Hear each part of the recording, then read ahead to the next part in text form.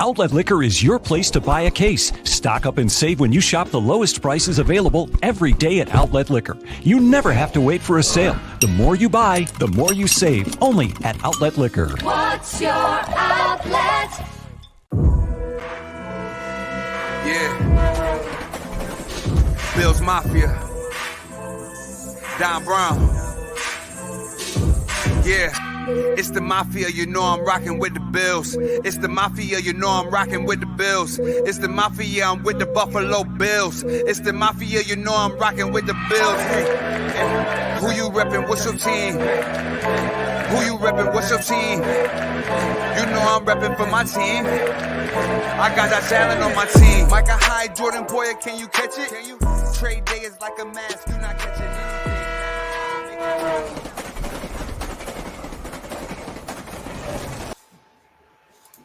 Folks, welcome back to a great action-packed edition of the Crowd Assist podcast.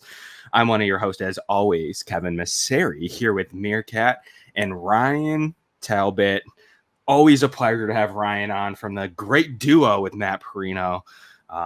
Ryan, thank you so much for coming on. How you feeling today? Hey, feeling pretty good. Thanks for having me on.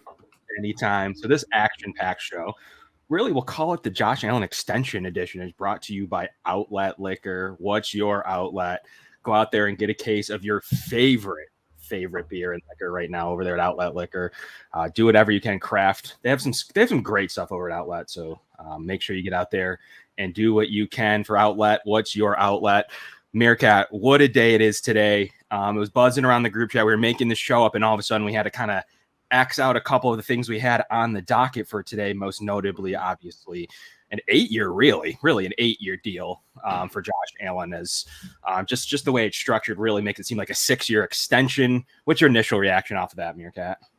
Initial reaction is that I'm thrilled. Obviously, we're waiting on, all the details and the nitty gritty and stuff like that. But with the money, what it is right now reported, and just what we have in the future, I just feel good. I feel relieved we don't have this extension looming over us for this entire season. That was one of my biggest worries. Not that it would have been, anything that impedes this team, but it's just one of those things in the back of your head that now we don't have to worry about. We have our guy for the future. I mean, I might have kids by the time Josh Allen's contract's up right now. It's wild, but I'm happy.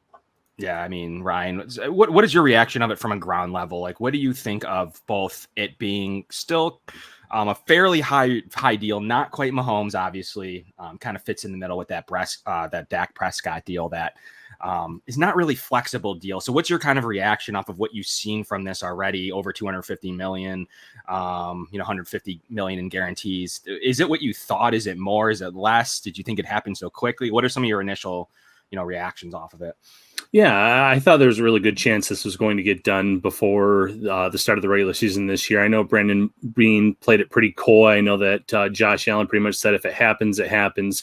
But they work around the clock on these deals. I know that Brandon Beane, after Josh Allen's breakout season, wanted to get something done sooner rather than later, because the price of quarterbacks is always going to be a high amount in the NFL. So, the one thing he said is the deal has to make sense for both parties. And when it comes to Josh Allen getting $150 million guaranteed out of this deal, that's what makes sense for his side and for him and his agent. When it comes to the Bills side, we're going to have to wait and see the breakdown of the deal and how it is on a year-by-year basis. That being said, with this last year of the rookie deal with the 5th-year option, by the time we get to the first year of this extension, the NFL's new TV contracts is going to be into play.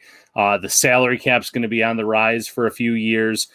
I think that when all is said and done, you're going to look back at this and it's going to be a really good value deal for the Bills and for Josh Allen, just because of the guarantees that he ended up getting. Yeah, for sure. And, you're really only accounting for $30 million in combination of the next 2 years, some cap flexibility there. That's really important to kind of account for that $258 million that's going to be on the books. I kind of look at it like I'm going to assume that 5th and 6th year are going to be super team friendly. We'll have to take a look at how this breaks down. So really the 7th and 8th year from now, we'll have to take a look. I was talking about with Nate Geary about how I do think that they might be team option kind of things, or, really voidable years. We'll see kind of how that plays out. I think it's kind of a way to maybe have some dead cap spread out. So it's going to be really interesting to see the exact breakdown of this contract. The way the guaranteed money looks right now to me, like it's a 3-year extension. We'll see how it totally nets out. If Josh was like, nah, I want that kind of spread a little bit differently. Maybe those are kind of some of the final cap things are working out right now. Some of the language, some of the, the double dip thing's huge in every contract now. Like, so if anything ever happened, the Bills were to cut Josh Allen, is he able to double dip? That is always important language that that teams and players are negotiating every minute. So we'll have to kind of take a look at those kind of final details. But on the face value, it looks like a really solid deal.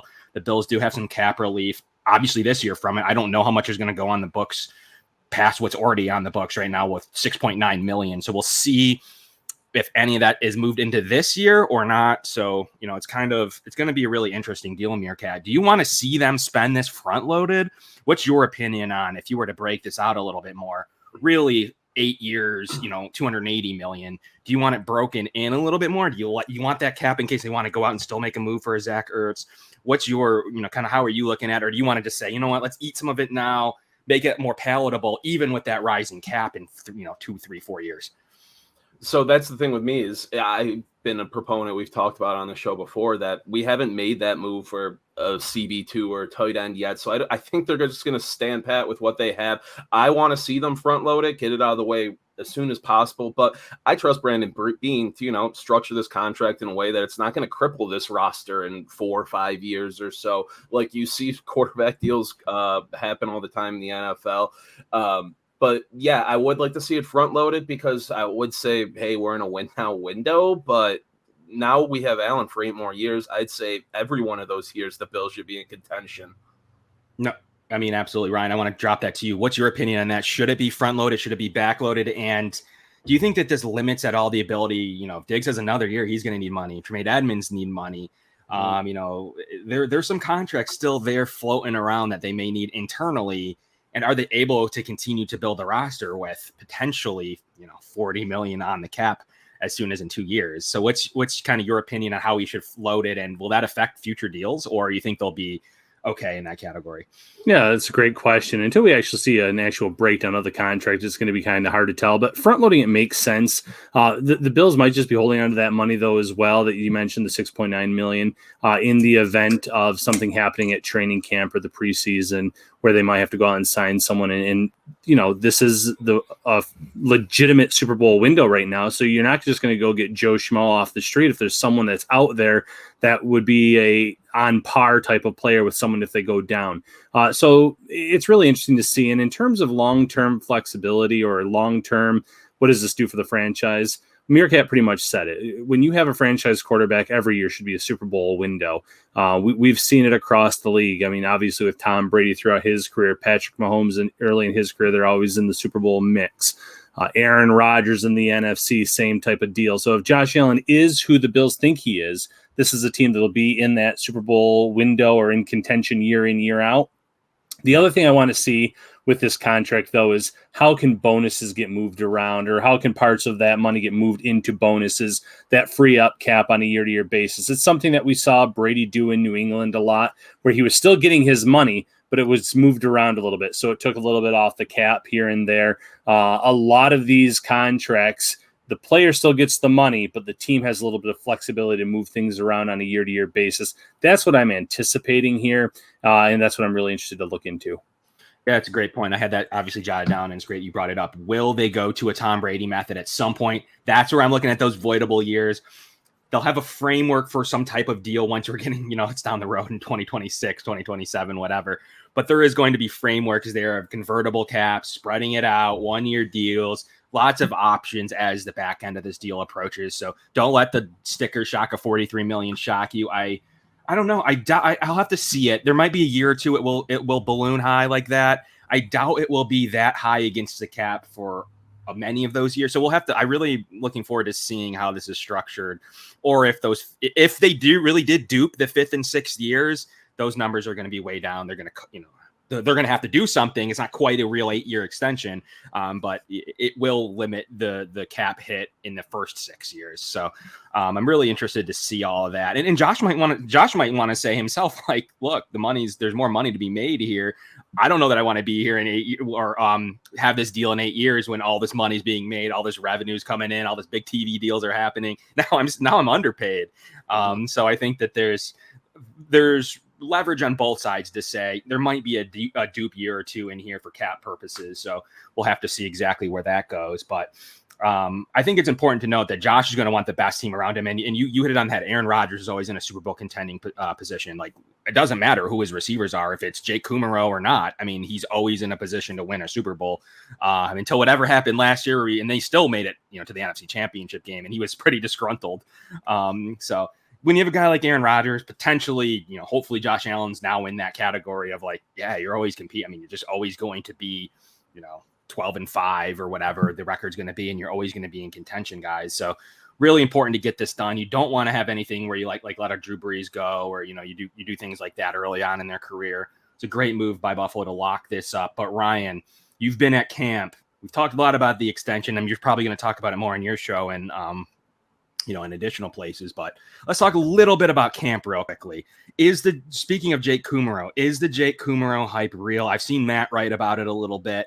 Do you buy into it? Do you have him as high as, I've heard people saying, could he be the wide receiver 4 beating out Gabe Davis? I think what Matt said in his article, like if he keeps performing, like what is your opinion? We got to talk about this receiver room, this room that helps out Josh Allen. Do you like Jake Kumaro, and is he coming close to a lock? Yeah, I think he is close to a lock, and I have him at wide receiver 6. I think at the end of the day, when you look at, obviously the top 3 are locked in. Actually, top 4 are obviously locked in, with Gabriel Davis, Emmanuel Sanders being 3 and 4, and which, however you want to flip it. Isaiah McKenzie has done enough to be a lock at number 5. He obviously brings that return value as well. So you're looking at wide receiver 6, and Isaiah Hodgins, to his credit, is starting to come on. He's starting to make some plays. Matt noted that today. But when I was there last Saturday, I'm going again tomorrow. The one thing I noticed was Jake Kumaro was a trusted target. He was hauling in the passes. He was just a reliable player for the Bills. But even more so than just being a wide receiver for this team, he showed last year how much he was valued by this team on special teams. 6 games, 95 special teams snaps. Took on that Taiwan Jones role, which is also kind of interesting because Taiwan Jones, someone who maybe a month ago, people were like, well, he's a lock for the roster because he's so important to the special teams unit. Maybe he's not anymore, just because Kumaro can kind of take that role. They have Saran Neal on special teams. They were hyping up Reggie Gilliam and Daryl Johnson yesterday. So there's a lot of players. And at the end of the day, when you have this Super Bowl window and you have so much talent here, you want a good special teams unit, but you don't want to lose value at a position because you're keeping someone over a Kumaro, for instance, at wide receiver 6 versus a Taiwan Jones, a player who's not going to see the field as a running back at any point. If you can get that versatility of a player who's actually going to contribute to this offense when needed, but also contribute on special teams, I think there's more value there. So Kumaro, yes, close to a lock. Interested to see what he does tomorrow. Really interesting to see that Josh Allen had a great day today, and he was without Stephon Diggs, who's having a rest day. He was without Emmanuel Sanders, who's dealing with a foot injury. So those other wide receivers, Kumaro, Hodgins, obviously Gabe Davis, Cole Beasley, they're stepping up, and Allen is looking the part despite not having his best players out there. Yeah, and Kumaro's probably been a surprise of camp. I always thought what was interesting last year, now it's being talked about a lot, was when they let him go and he was, claimed by the Saints. Then he was re-released. The Bills claimed him at that point back to their practice squad, I believe, originally. I don't remember if he made it back to the active roster after the Saints' departure. But he was a guy that it's kind of like the Ike Butker thing where they let him go early in his career. Obviously, Kumaro's not early in his career. And he was claimed by Kansas City. Kansas City waived him. They was like, yeah, never again. We're never cutting that guy again. And he's been on the roster ever since. And now in starting positions. So I kind of look at Kumaro like that a little bit, to where, I don't know, I think his position is pretty safe outside of obviously an injury or, explode, just totally tanking in preseason or something. But I think he's pretty safe. But you brought up a great point about Taiwan Jones. Is he a lock? I kind of had him as one, but I mean, that's an interesting perspective, to where maybe his position's not as redundant now at this point in your cat. I'm a pretty big advocate of keep good players at their positions, meaning like maybe you can't cut an Isaiah Hodgins because he'd get claimed. Do you need all these special teams guys? I know you're a big Hodgins fan, so where's your position on? Hey, I mean, you got all these guys performing. Daryl Johnson, you have Reggie Gilliam from the MAC, you have just a ton of special teams players. Matakevich. I mean, you could go down the list of really, especially. I mean, AJ Klein, for lack of a better term, special teams guy. Yeah. Do you need all these special teams guy when you're going to let a good, talented 6th-round pick go and potentially another one this year?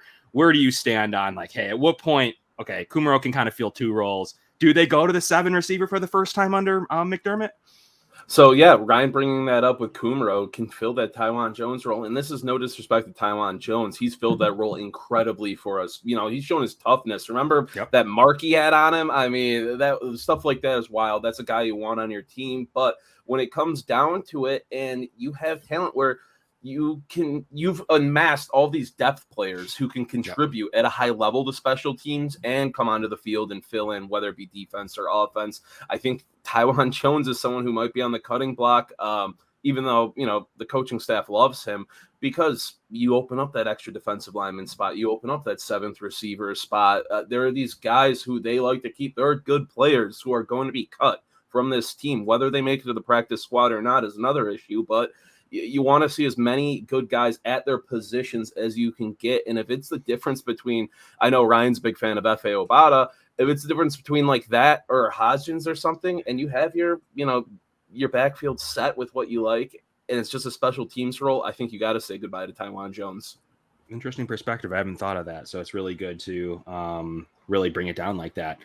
What a natural transition, though, by Meerkat. It's like you went to transition school or something. F.A. Obata. It's a topic I wanted to ask Ryan about, the defensive end position. He's been in camp a little bit. He is going again. What do you feel about? So I'm a pretty big advocate for Jerry Hughes, but even myself now, I tweeted it the other day. Does he need to suit up soon? And what's your opinion of or is he safe as can be? Or is there really a little concern with ability to save $6 million and hey, Josh Allen just got paid. Maybe they need to do some other stuff. Do you have any correlation there with the money? Do you think it matters? Obviously, it's a Super Bowl window. They didn't care last year with Trent Murphy eating up a ton of money.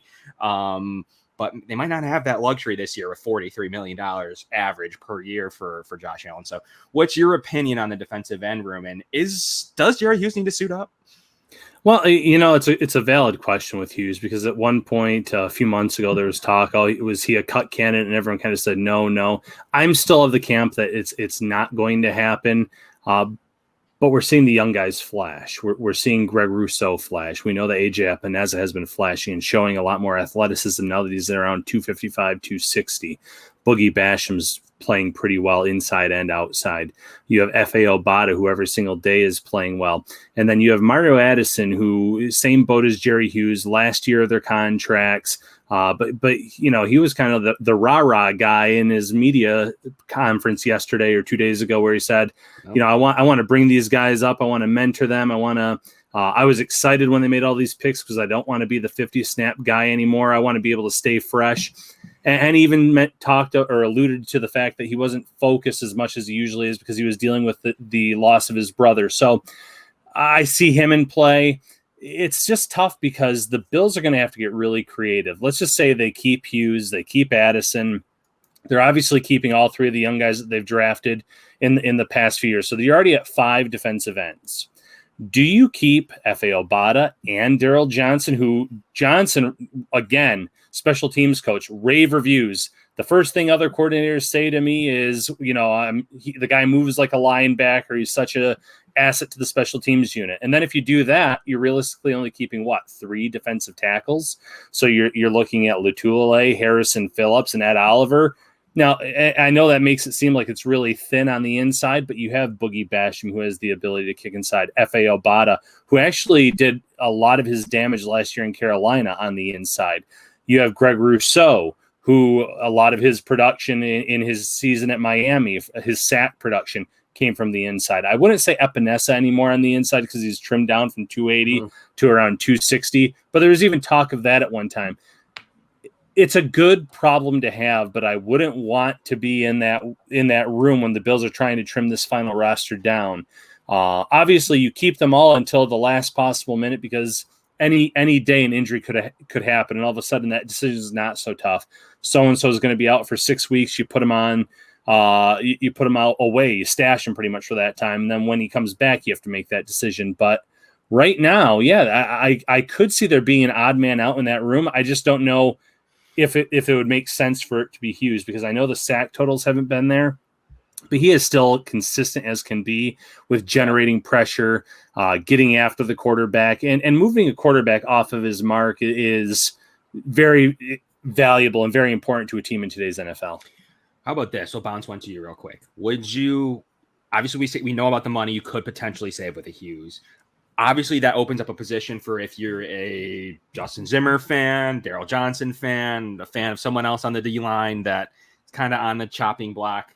Zimmer's had a really good camp too. So is this one of the things where you would say, okay, you get to keep the player, you get to keep 6 and change in money, and maybe you get a draft pick out of it. So is there a draft pick, Ryan, that would make you say, all right, I think with the depth the Bills could potentially have at the D-line position, the money they would save, the roster spot they would save, there's a pick at what mark would you say, all right, we could move Jerry Hughes? Are you talking 5th, 4th, 3rd? At what point are you like, all right, that makes sense?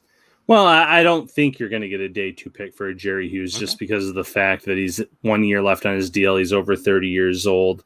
I think it would be a day 3 pick. I just don't know what the Bills' thought process would be there. So it's a tough decision because Brandon Beane will probably look to move some offensive linemen for picks. Yes. He'll probably one of those defensive linemen. Maybe it's F.A. Obata, who is the odd man out. Someone that I think is having a great camp, stood out last Saturday several times. Maybe he's the odd man out. Maybe Daryl Johnson, after getting all that hype for his special teams play, there's another team that wants a young player. So could I see a defensive end getting moved? Yeah, it's very possible because this is one of the strengths of this roster. I'm just not sure how they value those veterans versus some of these younger guys, especially younger guys like Daryl Johnson, who's going to be a standout player in special teams, but he's going to see minimal reps at defensive end. It's fair. How about you, Meerkat? Is there a draft pick that would make you move Hughes, or is there really just no number that'll get it, or no pick that will get it done for you? That just, I'd rather move, let's say, Zimmer is probably pretty good. He's a guy that could probably fetch a late day 3 pick. You could probably convince a team to take him for a 6th. Would you rather look at something like that? Or would you rather say, you know what, let's try to get a 4th for Jerry Hughes? A team 1 year, $7 million is all they'd have to take on, could really bolster a defensive pass rush on a team where he could be the 2nd defensive end. He's been the defensive end 1 here forever. Is it time for him to be DN2? What is your opinion on all that, Meerkat? If I'm moving one of our veteran defensive ends, I'd look at moving Mario Addison because I feel like Jerry Hughes' money lined up with his production. Ryan brought it up. People look at his sack number and they're like, they're not impressed, frankly. But you look at his pressure rate, QB hurry, stats like that, get the nitty gritty. Jerry Hughes excelled the past couple of years, especially last year when people were being critical of him. And he's such a leader on this team. He's had continuity on this roster for so long. I would be opposed to moving Jerry Hughes. I don't think we'd get value back for him that would satisfy losing him. Where, his money and his deal and stuff isn't going to, be a detriment down the line for us at all right now with what he's at and his age. So that's what I'm saying. It's just, if you do move Jerry Hughes, I don't think you're going to get, maybe the 3rd round pick or so. The 4th you deserve out of him. I feel like it's a day 3 pick, conditional type deal. So I'd rather move Mario Addison for something like that. I know his money's a little more complicated, but I'm a fan of Jerry Hughes. I want him on this roster, and I want to win something for him more than almost anyone else on this roster right now. What's interesting about Addison is I tweeted earlier when he, was in and out of OTAs that the Bills save $5.4 million, and everyone's like, well, no, they don't. They don't save anything. They do if they trade him. So more than the draft pick there, they may take a 7, a conditional 7. More than the draft pick there might be that you do free up $5.4 million with a post 6-1 trade. So it's interesting language into his contract. So there is a way for the Bills to save big money with a Mario Addison trade and take back maybe very little for it. The team would only have to would only have him on the hook for 5.9. It's a little expensive, but could be a nice bolster like we just talked about with Jerry Hughes. So it is a point that Addison is not getting cut. They don't save any money. It's kind of silly to do that. Could he get traded for a 7th round pick? It's not out of the question. It's a good point, Meerkat, that he's not going to get released. There's just really no benefit to it. But Bean could get sticky and trade him for a 7th round pick, save a lot of money, save that roster spot. They might pursue Hughes over him. So there is going to be some roster gymnastics to happen here in the next 3 weeks. And I do think it will come at the O-line and DN position. But Ryan, before we let you go, man, give me a player that you've seen no one's really talking about, whether it's Stevenson's return ability, just anything random you've seen when your time at camp so far, a really underrated storyline to watch as we approach week 1 preseason in a week here. What should we be watching for that's not Jake Kumaro? Is there something that you've seen? Is there it could be an O-line player, it could be a corner you like? Is there something that Bills fans should be like, all right, maybe he should be on the right roster radar? If not, could be on the at least high-end priority practice squad member. Yeah, I was looking at my notes actually from last week, and I didn't really talk much about him, but Reggie Gilliam made a few plays on offense when I was there last week, and I was not surprised by that, but he was a fullback, then he was a tight end, now he's a fullback again. We had Pat DeMarco on the Shout podcast recently. He said, the one thing about Gilliam is he's special athletically. Once he gets his hands on you, he has those sticky hands. He's a really good blocker.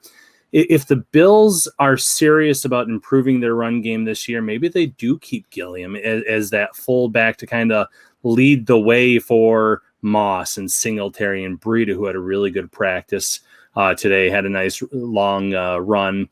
So he's someone I would at least consider, and he kind of goes back to that whole discussion of, can I keep Reggie Gilliam and one other player, Jake Kumaro, and replace a Tywan Jones with that role? And I'm freeing up a spot on my offense, 2 spots on offense, but I'm only getting rid of one player in that hypothetical, but I have 2 standout guys in special teams, 2 guys that might contribute on the offense this year. So Gilliam would be my guy in that case. But again, with the passing offense, I'm not 100% sure that they need a fullback, or that they will keep a fullback in that for that very reason. Very interesting. And we do have a question about the practice squad. Lauren wants to know, is keeping players on the practice squad versus training them more value this year with possible COVID issues? It absolutely is. I think it's going to be very similar to last year in the fact that you need players ready to go. Last year, the tight end room got hit. It wasn't a huge deal. It's not a huge, super duper important unit to the team all the time, but could happen at a really important group. The Bills sat out a quarterback all last year in purposes of let's not have to play a receiver at quarterback like the Broncos did. So I think it's an absolutely fair point that the Bills are going to try everything that they can to get on any. I think the rules are still out where you can put anyone, Ryan. Do you know if you can still put veterans? Yep. Still 16 players. Still, I believe 6 of them being allowed to be veterans. So same rules as last year. There's definitely a great case to be made for keeping some players on the practice squad if you can. There's just going to be a lot of other teams that I think are going to try to poach some of these players that the Bills release, just because this team has an influx of talent up and down the board, even at the linebacker position, at depth linebacker. If you keep Tyrell Adams and you keep Matakevich, who I think special teams, I think he's a good reserve option. You're letting Joe Giles Harris, who flashed a little bit in Jacksonville, possibly go. You'd like to get him on your practice squad, but probably not. Dotson could be an odd man out, and he could get claimed elsewhere. So across the board, there's going to be some players that I think get claimed that look for jobs elsewhere, but the Bills are going to do their best to have as much talent possible on their practice squad, just because, as Lauren mentioned, COVID outbreaks happen, injuries happen. You want to have some players that you can elevate each week that can contribute. You look at a guy like Justin Zimmer. That's how he eventually made his way up to the main roster. Another team was ready to sign him, and he had done enough with his opportunities where the Bills said, oh, no, we got to make sure we have a roster spot for this guy. So they're going to do the best that they can, though, to keep as much talent possible in that practice squad. Yeah, that's actually who I was thinking of, was Joe Giles Harris. Was a guy that I might have even been Madigan that wrote about him. I think he had the interception and a couple of really good plays. Guy that's elevating himself to really be at least a premier, priority practice squad member. So you're right. Could he go through, especially with preseason game?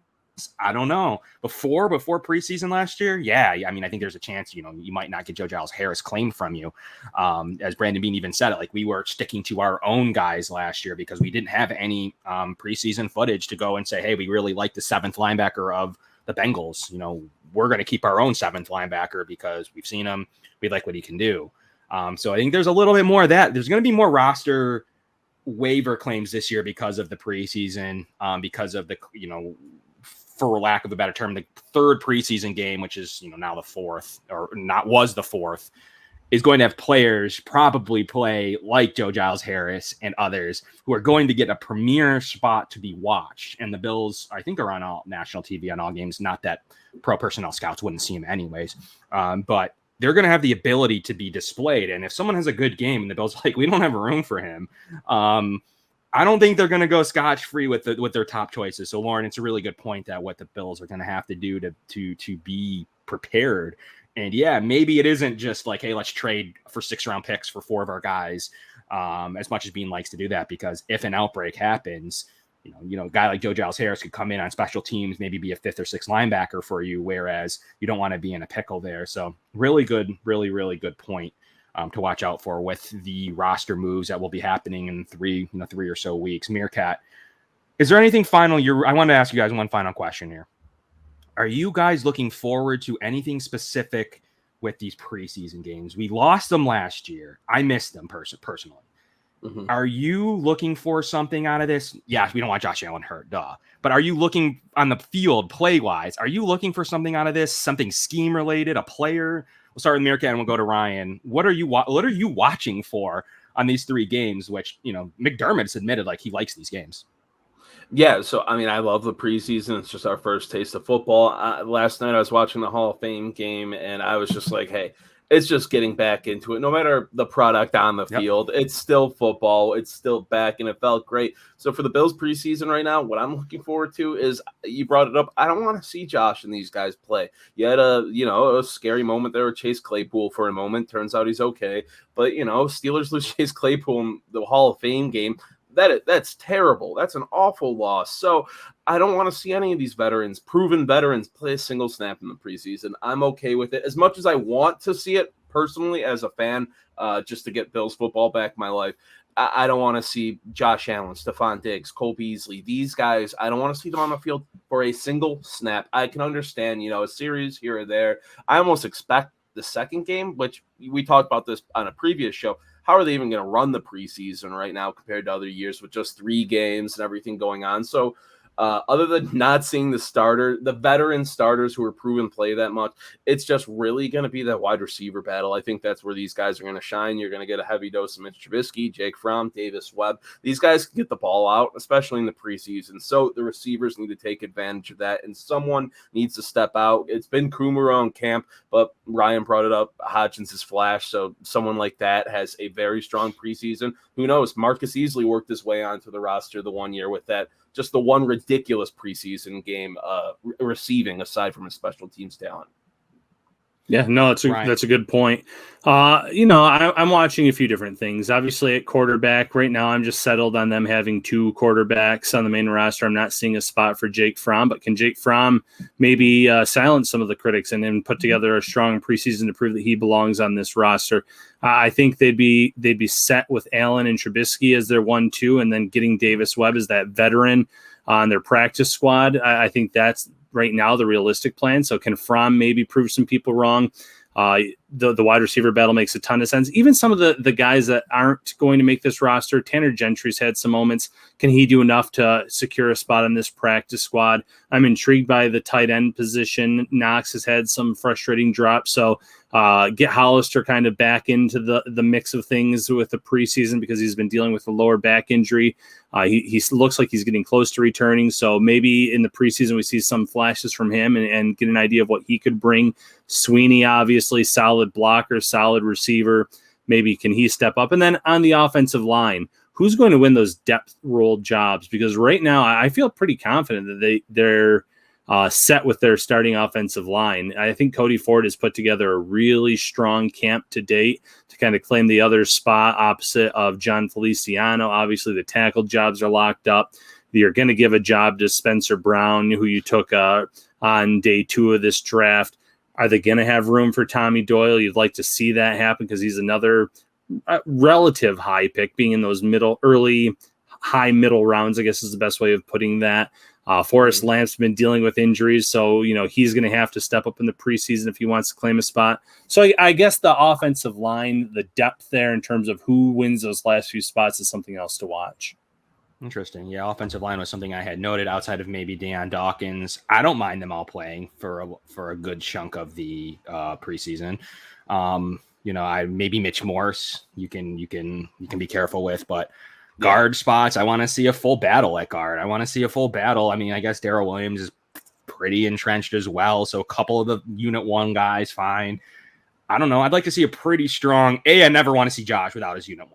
Like in any instance, if you don't have Unit 1, get him off the field. I don't care. Just if you don't have 4 or 5 or more of your Unit 1s, I'm not experimenting with the Bobby Hart, Forrest Lamp, Jordan Devy experiment in front of Josh Allen. Sorry, there's no purpose of that unless you're handing it off 2 series in a row, 3 times each series. I don't want to see Josh Allen on the field with that kind of offensive line. Let's get that out of the way. But the offensive line is the unit I'm watching the most of. I want to see if there's someone that can break through at guard, if Cody Ford is going to do enough, if Forrest Lamp can do enough.